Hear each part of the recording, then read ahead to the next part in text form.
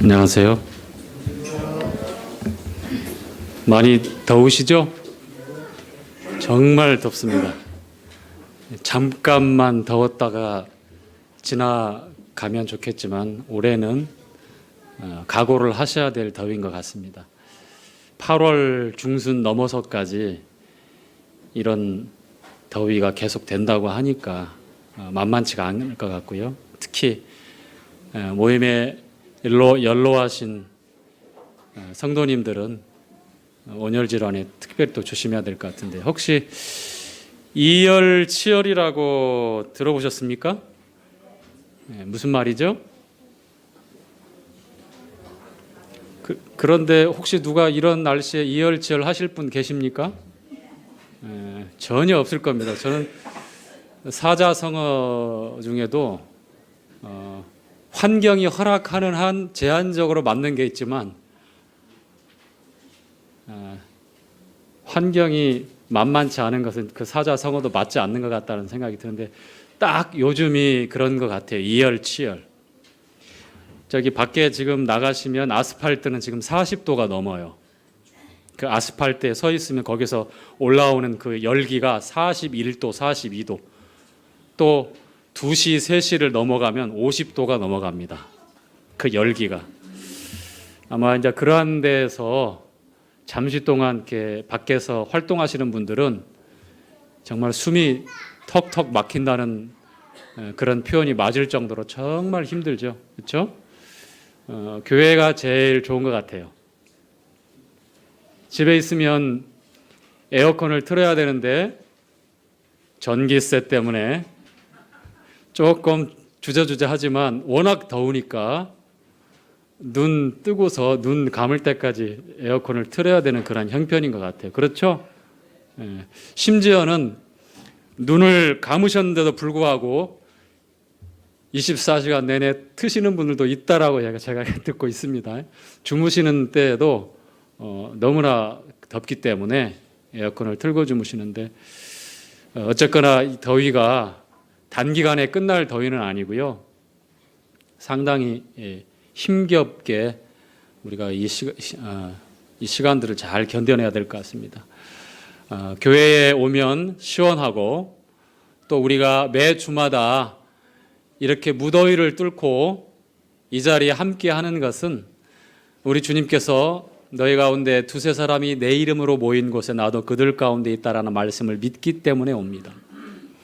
믿음이 없이는 하나님을 기쁘게 할 수 없습니다. 우리의 어떤 습관이나 좋은 인격적인 모습으로 우리가 모임을 갖는 것이나 또 그렇게 진행하거나 그렇게 계획하지 않습니다. 하나님 말씀이 우리에게 뭐라고 하셨는가, 우리에게 어떻게 가르쳐주고 있는가라는 그 말씀에 대한 믿음으로 우리가 모이는 것입니다. 그리고 모여서 말씀을 따라 함께 교제하고 또 함께 주고 받고 주님 안에서 그런 즐거운 시간을 갖게 되는 것이죠. 역시 저희들이 오후에 애찬 후에 이제 또래 교제 모임도 교제하고 준비한 대로 교제하게 될 텐데요. 어느 곳에서 어떠한 형태로 우리가 모임을 갖게 될지 모르지만 그 자리에도 역시 주님의 이름으로 우리 주님이 함께하는, 그 자리에도 우리 주님이 함께하는, 너희 중에 나도 함께 있느니라는 말씀을 믿고 그 교제를 하시기를 바랍니다.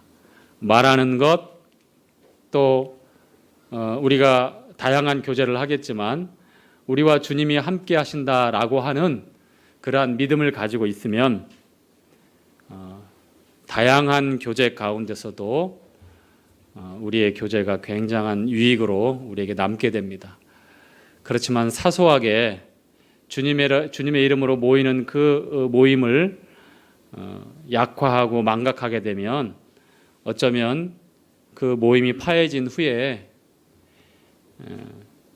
조금은 후회나 또 남지 말아야 될 시비나 원망이 또 남을 수도 있겠죠. 어떠한 교제를 하겠는가, 내 입을 통해서 어떠한 말이 나오겠는가를 생각할 때 항상 우리 중에 주님이 계십니다라는 믿음을 가지고 그렇게 했으면 좋겠습니다. 아시겠죠? 네, 감사합니다. 자, 요한복음 14장 말씀을 보도록 하죠.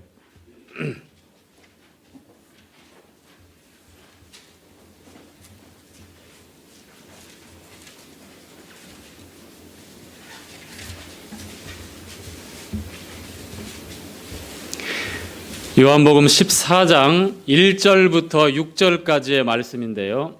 제가 서두에 교제에 관한 말씀을 잠깐 드린 거는 이 더운 날에 때에 맞는 말은 잠언서에 나와 있는 말씀대로, 네, 우리 박수길 형제님께서 한번 크게 한번 다, 그렇죠. 아로 새긴 은쟁반에 금사과. 너무 보기 좋고 덕이 되고 그리고 편하게 그렇게 다 전달되는 것이죠. 때에 맞는. 그리고 보리를 추수할 때 그 더운 나라 지방에서는 이 시원한 그 추수 자리에 냉수 한 잔이 딱 배달이 되어서 그걸 마실 때에 그 청량감과 그 시원함과 그 무더위에 그 먼지에 휘날리는 곳에서 그 느끼는 그 시원함과 이 쾌청함이 남다르다고 합니다.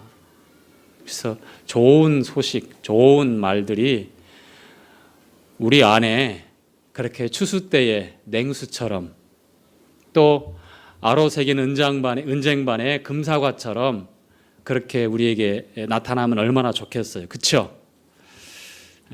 그런데 그렇게 다 안 되니까 우리가 좀 더 조심하고 노력해야 될 것 같아요. 나 혼자 있을 때에 누군가를 누구에 대해서 좋지 않은 이야기를 못해요. 왜냐하면 상대가 없기 때문에. 2명 이상 누군가가 있을 때 그 사람에게 좋지 않은 말도 나오게 되는 것이잖아요. 그렇죠? 이게 험담 같은 것들. 그런데 그 두 사람이 믿는 형제고 자매라면 조심하십시오. 그 두 형제님, 그 두 자매님 이상만 있는 것이 아니라 우리 주님이 함께 하고 계신다는 사실을 기억하시면 우리가 냉수와 같은 그리고 아로 새긴 은쟁반의 금사과 같은 그런 합당한 그런 교제를 할 수 있을 것 같습니다. 과거의 쓰디쓴 경험들을 우리가 잘 돌아보면서 내 인생에 내 교제 가운데 원하지 않고 또 참으로 불편한 그러한 일들, 과거의 경험을 통해서 또다시 그 똑같은 실수를 반복하는 그런 어리석음도 우리가 피해야 합니다. 이렇게 더운데 우리에 들려지는 것, 우리 귀에 들려지는 것, 또 우리 마음에서 나오고 입으로 얘기하는 것들이 더 40도, 50도 육박하게 하는 그 분노 게이지를 이렇게 상승시키는 그러한 일들이 우리 가운데 있어서는 안 될 것 같아요.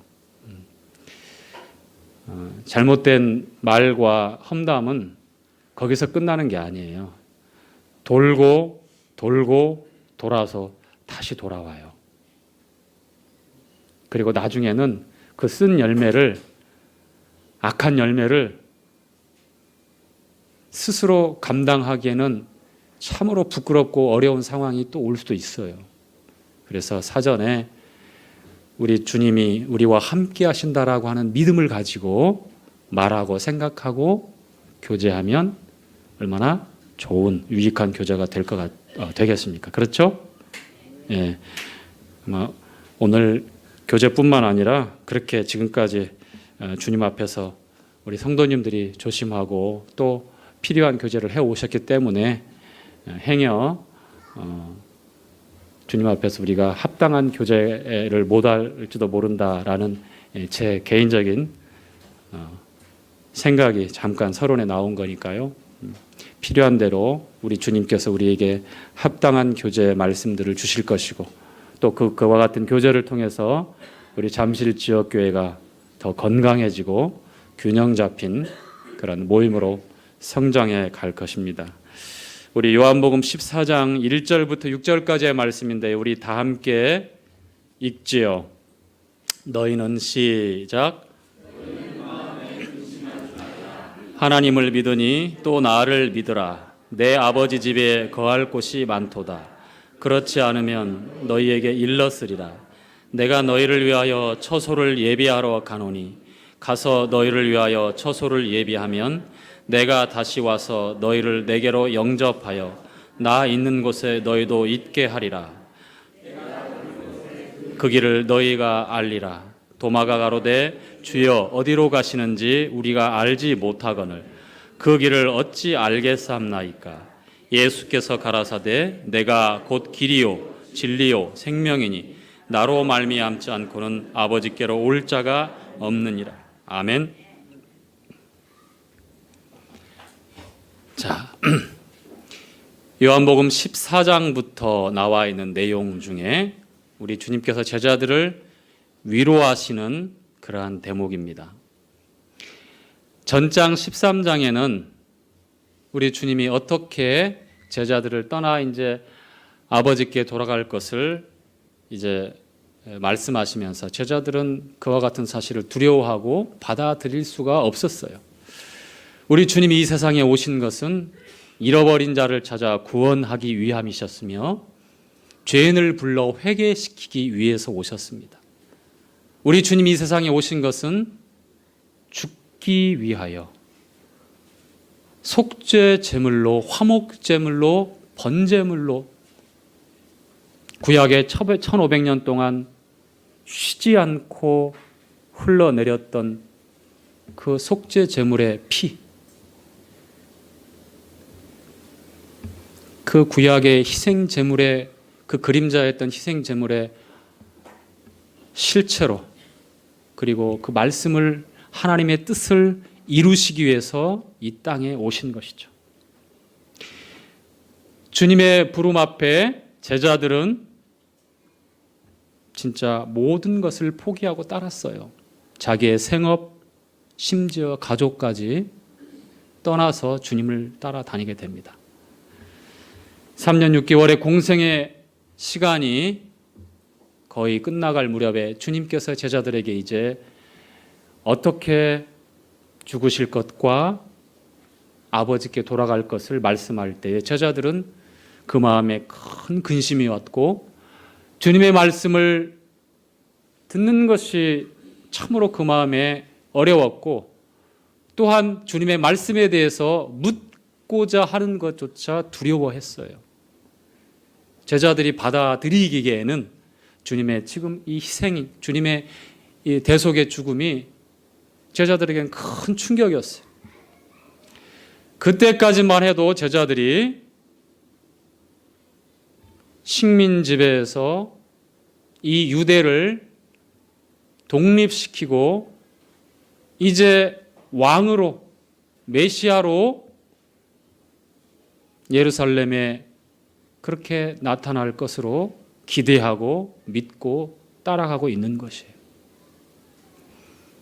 하나님의 아들이요 그리스도요 하나님의 아들이라고 고백한 베드로의 고백조차도 대속의 죽음을 통해서 온 세상의 죄를 제거하고 흘리신 그 피로 영원한 속죄를 이루시고서 죄인들을 불러 회개시키고 구원하시는 그와 같은 하나님의 놀라운 뜻이 베드로의 그 마음에 이해되어지거나 믿어진 게 아니에요. 하나님의 아들 그리스도 곧 왕으로만 그렇게 받아들여지고 자신들의 기대와 바램대로 되어지기를 원했던 것이죠. 그런데 제자들의 기대와 바램과는 정반대로 주님이 죽으신다고 하니까 그들에게 큰 근심이 온 거예요.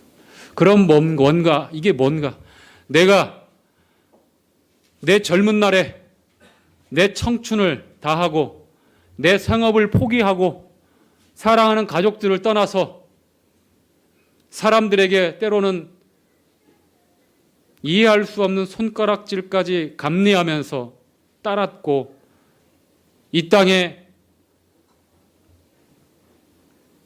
성군 다윗처럼 진정한 신정 통치가 이루어지는 하나님의 왕국이 이루어지기를 그렇게 바라고 따랐는데 이제 와서 이게 무엇인가? 그 내 인생은 뭐지?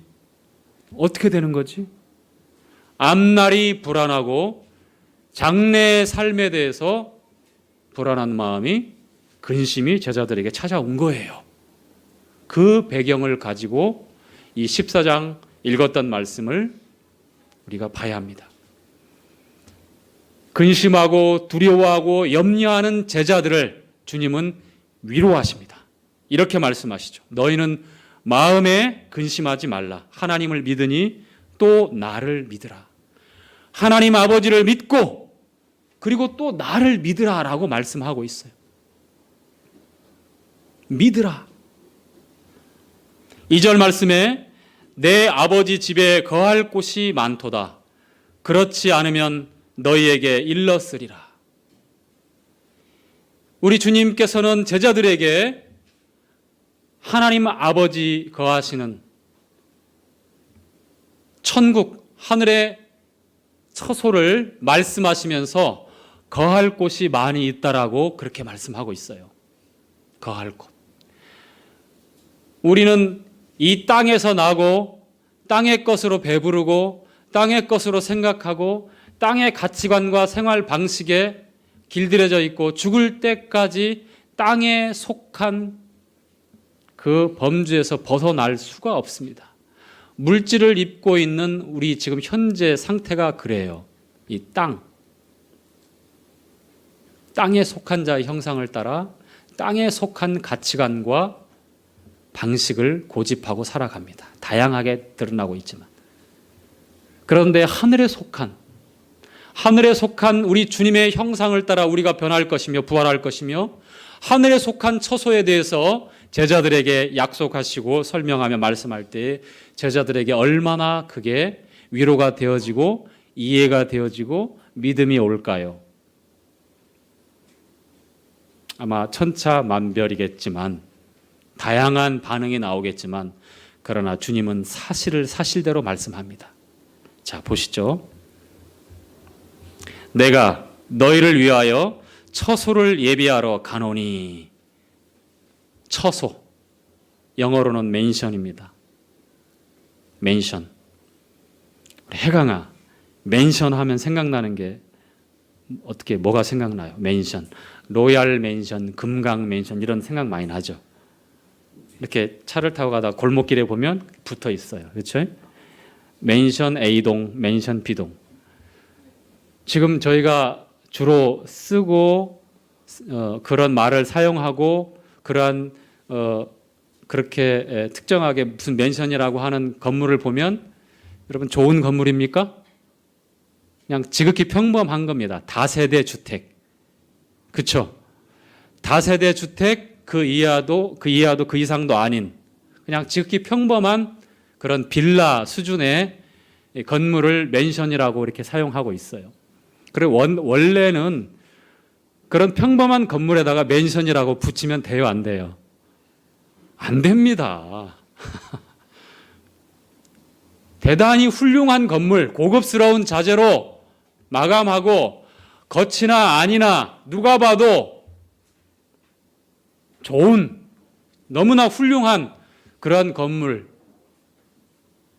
그러한 건물들이 많을 수 있어요? 그렇지 않죠?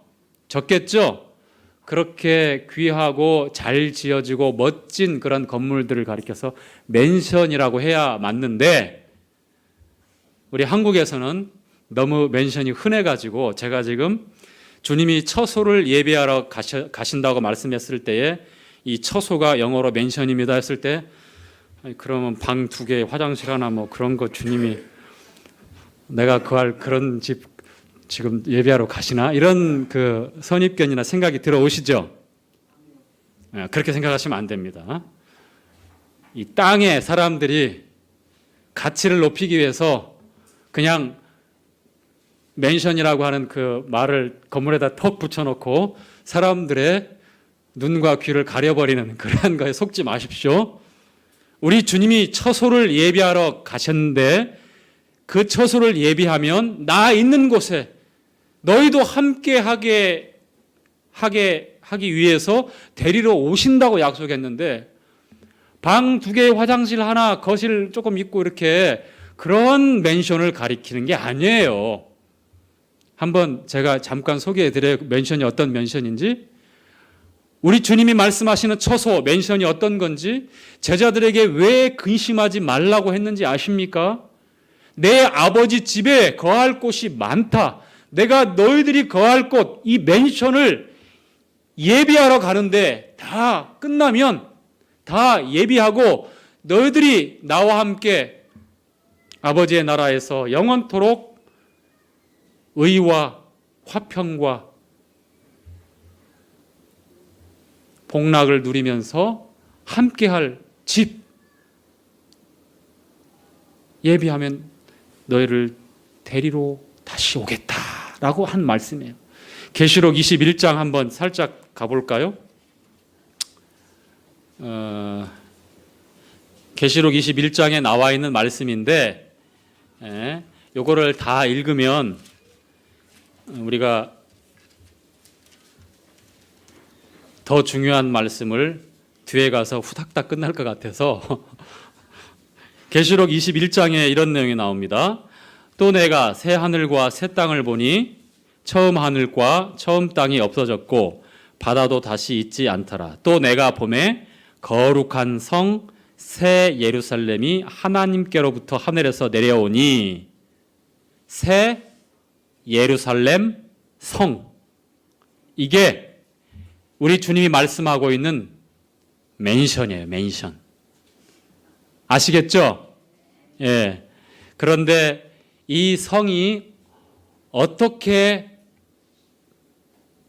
되어진 성인지 이제 쭉 3절부터 쭉 나와요. 계속해서 나오고 22장 뭐 7절까지 그게 쭉 나오는데 이 말씀은 여러분이 꼭 읽어보시고 아시는 말씀이지만 또 읽어보시기 바랍니다. 자, 이 새 예루살렘 성은 어린 양의 신부로 그렇게 우리에게 말씀하고 있습니다. 이 땅에서 예수 그리스도가 보배로운 모퉁이 돌입니다. 코너스톤. 그리고 구원받은 성도들을 가리켜서 베드로 사도는 산돌. 예수님이 산돌이고 우리도 산돌처럼 우리도 역시 산돌이라고 주님 안에서 그렇게 선언하고 있습니다. 이 산돌은 리빙스톤, 살아있는 돌, 생리현상을 갖고 먹고 마시고 생각하는 그런 돌인 게 아니라 보석을 가리켜요. 보석. 물질에 죽어버린 무채, 그러한 우리가 흔하게 보는 그런 돌, 그런 게 아니라 성경에서 보석이라고 하면 성도들을 가리키고 우리가 이해하고 받아들일 수 있도록 다이아몬드, 사파이어, 루비, 호박, 옥수, 호마노, 이게 지금 21장에 나와 있는 12가지 보석이에요. 아시겠죠? 대제사장의 흉패에 12보석이 있는데 그 보석이 바로 산돌입니다. 성도를 가리킵니다. 교회를 가리킵니다. 어린 양의 신부를 가리키고 있습니다. 우리 주님이 가슴에 품고 있는 것이 무엇입니까? 바로 여러분이라는 거예요. 교회라는 거예요. 그래서 귀하다고 하는 겁니다. 주님의 생명, 피값으로 산 하나님의 것으로 가슴에 품고 있는 사랑하는 교회라고 하는 겁니다. 이게 새 예루살렘 성으로 상징적으로 지금 처소라고 하는 주님이 처소를 예비하면 그렇게 말씀하고 있는 거예요.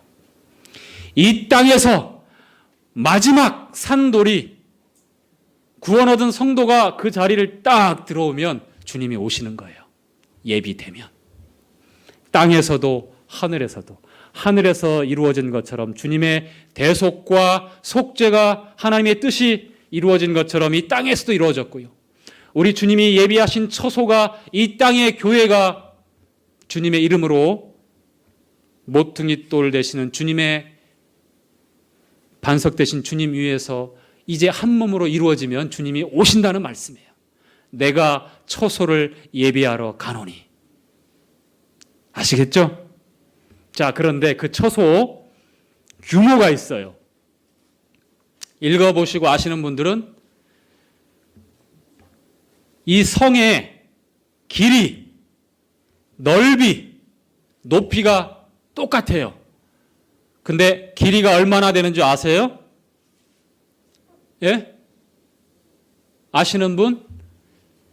12,000 스타디온. 스타디온? 스타디온이 뭐지? 스터디 클럽? 스타디온이 그 당시 척도로 사용했던 건데 1스타디온이 182m예요. 자, 계산 나오죠? 12,000 곱하기 182 하면 얼마나 나오겠어요? 계산하면. 자, 암산 빠른 분들. 자, 스마트폰 꺼내가지고 뚜둑거리지 말고. 오! 이건 암산이 아니라 기억력입니다.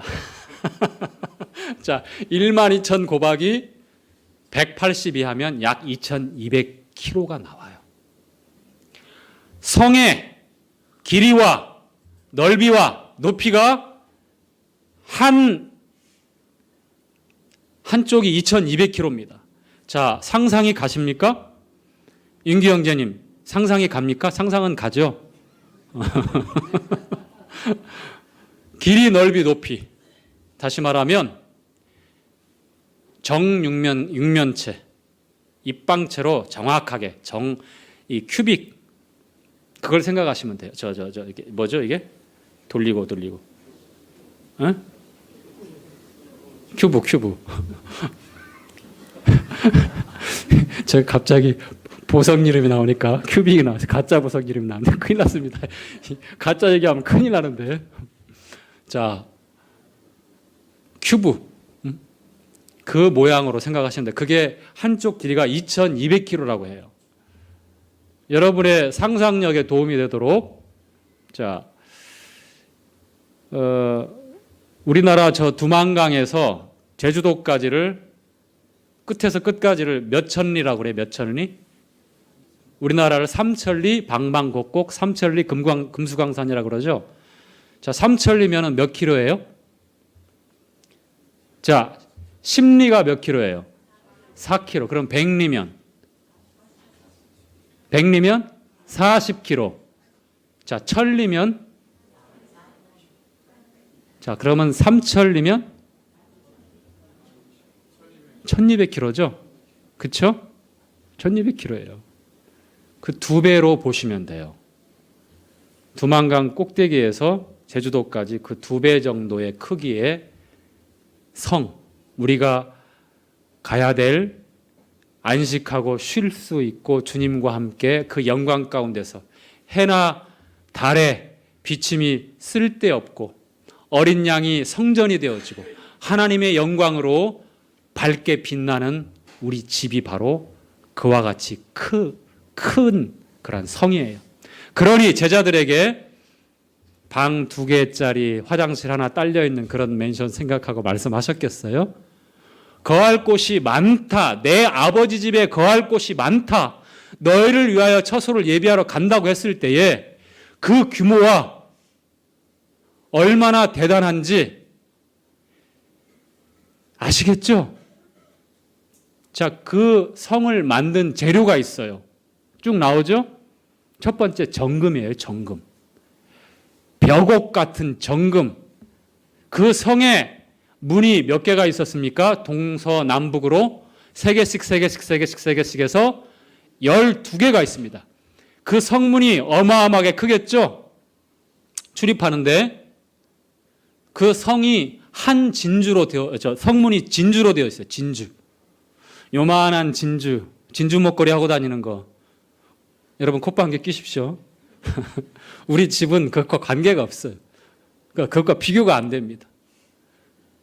근데 99.9%의 순도를 자랑하는 금보다도 더 완벽한 금이어서 유리처럼, 맑은 유리처럼 그렇게 완벽한 금으로 되어진 길. 자, 문 위에는 12지파의 이름이 있어요. 우리 주일학교 학생들 12지파 다 외웠죠? 르, 시, 레, 유, 단, 납, 갓, 아, 이스, 요, 베. 그리고 12기초석 위에 세워져 있습니다. 그 12기초석은 또 하나가 다 보석이 12보석처럼. 이 12이라고 하는 것은 12지파, 12사도, 이 12는 교회를 나타냅니다. 교회를 나타내요. 사도들의 터 위에 반석 대신 예수 그리스도를 나타내요. 12보석. 12사도의 이름이 또 새겨져 있습니다. 저는 가장 실감나는 게 뭐냐면 어린 양의 보좌에서 뭐가 흘러나왔다고요? 생명수. 생명수가 약수처럼 쫄쫄쫄 나오는 그런 수준이 아니라 강으로 흘러나와요. 그리고 그 생명수가 흘러가는 생명수 강 좌우로 뭐가 있었습니까? 생명나무가 있어요.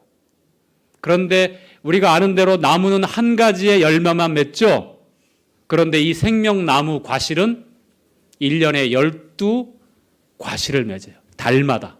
그 잎사귀는 만국을 소성하기 위해서 주어집니다. 다른 것보다도 이 생명수가 나오고 생명강가 좌우에 생명나무가 있고 생명과가 열려있다는 그 대목에서 더 저는 실감이 나더라고요. 그 압도가 아니라 완전히 너무너무 큰 규모의 우리가 상상할 수 없는 보석으로 산돌로 이루어진 그러한 우리 집 처소가 우리를 위해서 주님께서 예비해 놓으셨다. 제자들에게 근심하지 말라라고 하신 말씀을 아시겠죠? 그런데 여전히 이 자리에 앉아 계신 성도님들 가운데도 그 당시 제자들처럼 똑같이 근심하고 염려하며 그렇게 가슴 졸이며 살 수도 있습니다. 어떻습니까? 지금 상황이요. 소수의 몇몇 계층의 분들 빼놓고는 한숨 나오는 그러한 상황으로 접어들고 있어요. 올해 시작된 이 어려움은 내년에 절정을 맞이하게 될 겁니다. 절정을 맞고 회복되면 좋겠지만 그대로 주저앉아서 불특정 다수의 수많은 사람들이 고통 가운데 경제적인 위기 가운데서 신음할 수도 있는 것이 현재 대한민국의 현실입니다. 어쩌면 성도님들 가운데도 제자들처럼 장래에 대한 불안과 염려가 몰려올 수도 있고 현재 지금 그러한 어려운 시기를 겪고 있는 분들도 간혹 있을 것입니다. 오늘 주님은 그러한 성도님들의 귀에, 성도님들의 그 눈에, 성도님들의 그 마음에 이렇게 말씀하고 계십니다. 너희는 마음에 근심하지 말라. 하나님을 믿고 또 나를 믿으라. 내가 너희를 위하여 처소를 예비하러 가노니 처소를 예비하면 나 있는 곳에 너희도 함께 있게 하리라고 말씀하고 있습니다. 우리에게 이런 소망이 없으면 누구보다도 불행하다고 생각됩니다. 세상 사람들은 자기 하고 싶은 대로 살잖아요. 근데 우리는 이것도 아니고 저것도 아니면서 어려움만 가중될 때에 그 고통이 배가 되는 거예요. 우리에게는 소망을 견고하게 하는 주님께서 우리에게 허락하시고 주신 부활의 소망, 변화의 소망, 하나님 나라에 대한 산 소망이 있기 때문에 주님께서 근심하지 말라라고 말씀하는 거예요. 서두에 말씀을 드린 대로 이해하고 느끼고 인정해서 되는 것이 아니라 믿음으로 가능한 겁니다. 이게 사실이고 진실이기 때문에 눈으로 볼 수 없고 귀로 들을 수 없고 과학적인 어떤 설명으로 지금 내 눈앞에 당장의 현실로 느낄 수 있도록, 경험할 수 있도록 보여주십시오. 그래야 믿겠습니다. 이것은 믿음이 아닙니다. 하나님의 말씀에 대한 조롱입니다.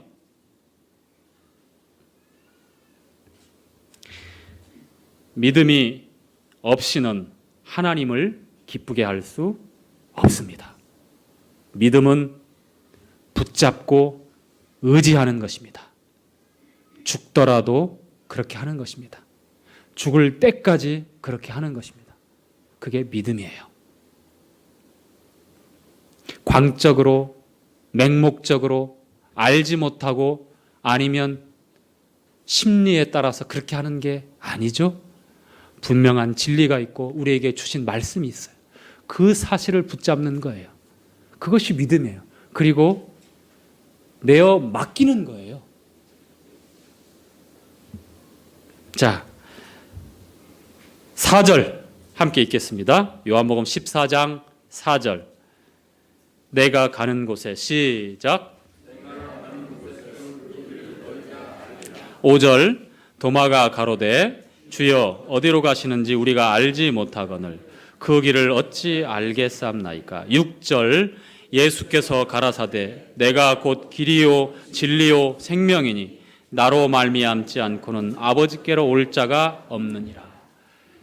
처소를 예배하러 가시는 우리 주님께서 나로 말미암지 않고는 아버지께로 올 자가 있다 없다? 없다라고 단호하게 말씀을 하고 계십니다. 도마는 주님이 어디로 가는지 저희는 몰라요. 도마는 부활 후에도 확인하고 믿겠다라고 이렇게 완강하게 버텼죠. 이와 같은 사람도 훗날에 믿음으로 하나님의 말씀을 따라서 인도에까지 오게 돼요. 심지어는 경북 안동에까지 왔었다라고 이러하는 그런 설이 있는데 그것은 참고사항이고요.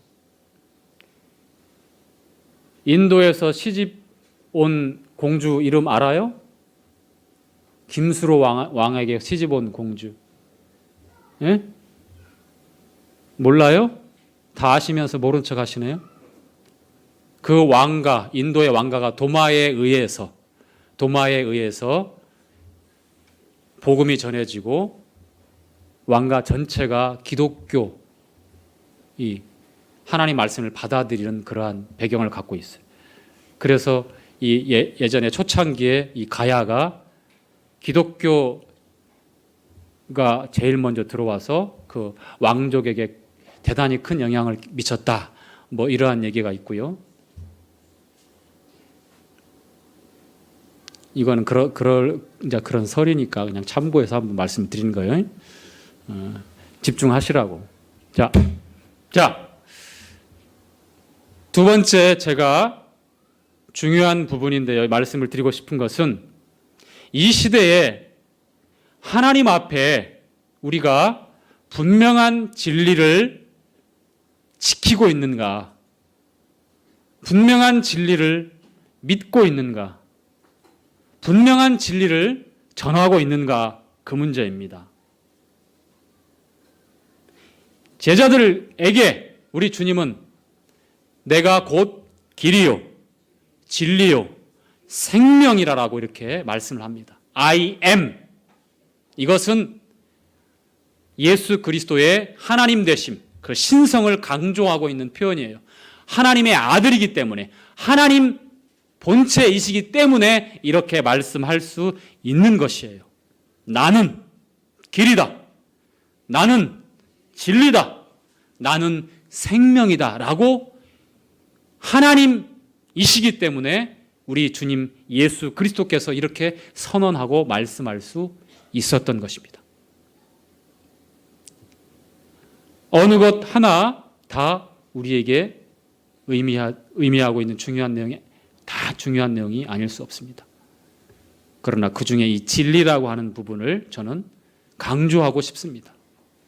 우리 주님께서 나로 말미암지 않고는, 우리 주님을, 진리 되신 주님을 통하지 않고는 아버지께로 올 자가 없다라고 그렇게 선포하고 계십니다.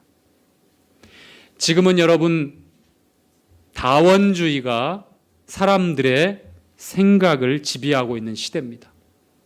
정치도 경제도 사회도 다자, 다원,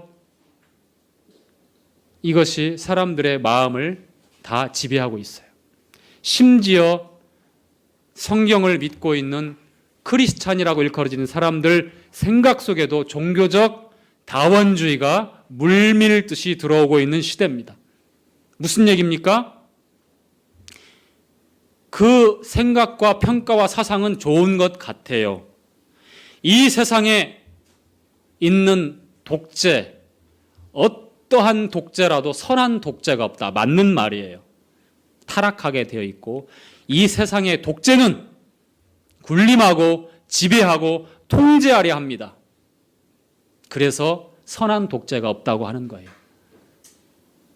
군사 독재 물러가라. 무슨 독재 물러가라. 자, 그것이 사람들에게 당연하게 받아들여졌고 그래서 권력이든 힘이든 나눠야 된다. 우리나라 정치 제도가 그래서 이 권력을 나누잖아요. 견제하잖아요. 대통령을 중심으로 하는 행정부, 청와대 행정부가 그 권력의 정점에 있는 게 아니에요. 물론 제일 막강한 파워를 가지고 있지만 입법부, 국회가 있고 그 다음에 최종적으로 법으로 심판하는 사법부가 있어요. 행정부, 입법부, 사법부 이렇게 세 가지 권력기관이 서로 나누어서 견제하고 있고 균등하게 권력을 점하고 있어요. 인간이 타락한 그런 독재 권력이나 독재 세력을 허락하지 않기 때문에 그렇게 만든 합리적인 그런 인간 국가를 운영하는 그런 제도죠. 그뿐만이 아니에요. 지금은 어느 한 사람이 강력한 카리스마를 내뿜으면서 나를 따르라, follow me 하면서 끌어가는 시대가 아니에요. 자기 마음대로 결정하고 주장하고 이끌어가는 시대가 아니에요. 창의적으로 각각 책임을 그리고 그 역할을 분담하게 하고 최대한 수직적인 구조가 아니라 수평적으로 그렇게 다원주의 사상이나 사고방식대로 회사를 경영하고 주변 조직체를 경영할 때에 성공할 수 있는 시대예요. 그런데 이게 우리 사는 시대에 필요한 부분이 있죠. 문화적인 다원주의도 역시 사람들이 다 얘기를 해요. 우리 문화만 옳다고 할 수 없지 않느냐. 다른 나라 문화도 존중해줘라. 그래서 문화 폭력이니 문화 독재니 이런 말들을 많이 나와요. 하나는 맞고 하나는 틀려요. 항상 세상이 말하고 있는 이 다자 다원주의에 대해서 우리가 조심해야 될 부분이 있어요. 성경을 믿고 있는 하나님의 말씀을 들고 있는 성도들은 그래야 된다는 거예요. 비근한 예로 문화적으로 아프리카나 어떤 오지에 정말 사람을 사람 대우하지 않는 문화들이 많죠. 특히 여자들, 약자들. 그러한 문화는 단호하게 NO, 아니다. 그 나라의 전통이고 고유한 문화니까 존중해줘야 됩니다. 이런 식으로 인정하는 게 아니라는 거예요. 사람들이 말하고 있는 그런 함정들이 무수하게 많이 있어요. 그럼에도 불구하고 존중해야 된다. 그 나라, 그 지역, 그 사람들의 풍습이고 전통이기 때문에 다원주의 사상에 입각해서 존중해야 되지 않느냐. 왜 우리만 옳다고 얘기하느냐. 그러면 나도 모르게 고개를 끄덕끄덕 하면서 그냥 거기서 같이 비슷해지죠. 성경이 그렇게 말씀하고 있습니까? 아닙니다. 그렇게 말씀하고 있지 않아요. 이러한 사고방식이 성경을 들고 있는 하나님의 말씀을 전하고 있는 교회 안에도 고스란히 들어오고 있어요. 종교적 다원주의. 무서운 겁니다. 왜 당신들은 이렇게 독선적입니까? 라고 이렇게 물어요. 왜 이렇게 편협합니까?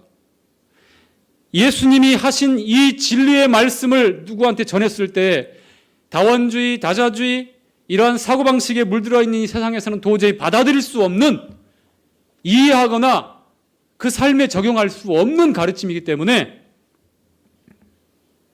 물과 기름처럼 따로따로 놀아요. 이 세상이 그래요. 그렇다고 해서 우리가 함께하기 위해서 그런 사상을 인정해야 됩니까? 아니죠. 그럴 수 없죠. 그렇게 하는 순간 배도고 변질이고 배도입니다. 그럴 수가 없어요.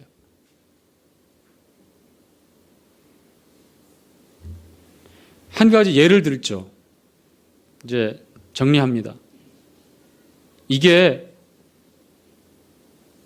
천주교 카톨릭에서 에큐메니칼 종교 통합 정책이라고 하는 수십 년 전부터, 그리고 지금 꽃을 피우고 열매를 맺고 있는 작금의 현실인데요.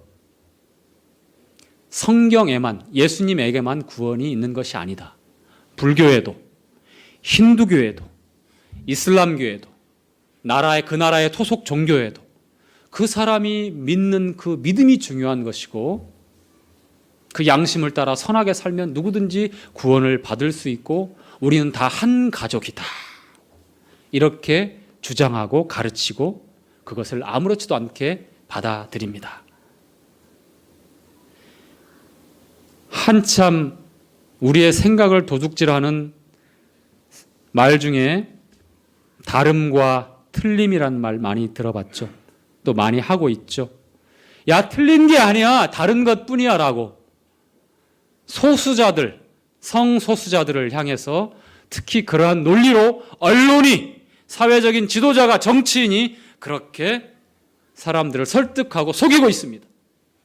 틀린 게 아니야, 다른 것뿐이야, 그들의 삶을 존중해 줘야 돼, 그들의 가치를 존중해 줘야 돼, 이러면서 교회 안에 그와 같은 사상과 이념이 들어오고 있고요. 이미 들어와 있고요. 진리 하나입니다. 예수 그리스도 외에는 다른 길이 없습니다. 오직 예수님만이 생명입니다. 예수님을 통하지 않고는 사람에게는 희망이 없습니다 라고 얘기하면, 뭐 그런 게 있느냐, 당신들은 너무 독선적이다, 편협하다, 평화를 파괴하는 이 악한 사람들이다 라고 공격하는 게 지금 시대예요. 여러분 어떤 선택을 하실래요? 여러분 어떻게 말하고 이러한 세상에서 어떠한 선택을 하고 사시겠습니까?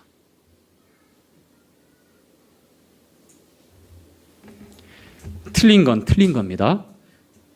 반드시 틀린 건 틀린 거예요. 다른 게 아니에요. 틀린 거를 다르다라고 하는 식으로 두리뭉실 다른 옷을 입혀서 너도 옳고 나도 옳고 우리 모두 옳다. 그러니 우리 다투지 말고 쓸데없는 갈등을 유발시키지 말고 예수도 석가도 마호메도 시바도 천하대장군도 용왕도 다 각 나라 신들 다 해가지고 다 하나로 이렇게 옳다라고 얘기하는 그런 종교적 다원주의가 들어옵니다.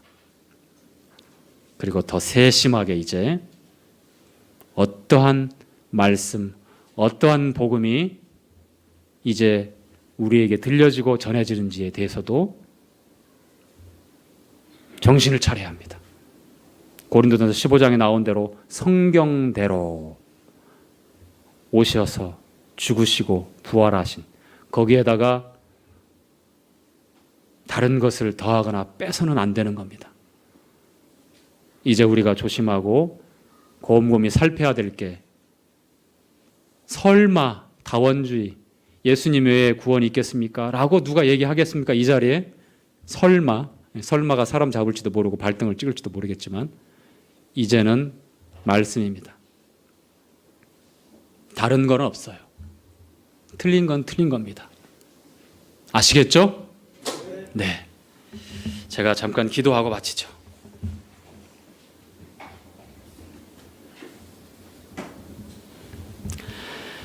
아버지 하나님 감사합니다. 제자들을 향하여 근심하지 말고 염려하지 말고 하나님을 믿고 또 나를 믿으라고 말씀하시며 내 아버지 집에 거할 곳이 많다라고 말씀하신 주님의 그 약속을 저희들도 바라봅니다. 이 땅에서 천국을 사모하지 않고 우리를 데리러 오신 주님을 기다리지 않는다면 저희들이 얼마나 많은 염려와 근심과 고통 가운데 그렇게 불행한 삶을 살죠. 성도로서 마땅한 소망과 믿음을 잃지 않게 하시고 길이요 진리요 생명 되신 예수 그리스도를 붙잡고 또 의지하며 믿음으로 저희들이 살아갈 수 있도록 인도해 주옵소서. 주 예수 그리스도의 귀하신 이름으로 기도드립니다. 아멘.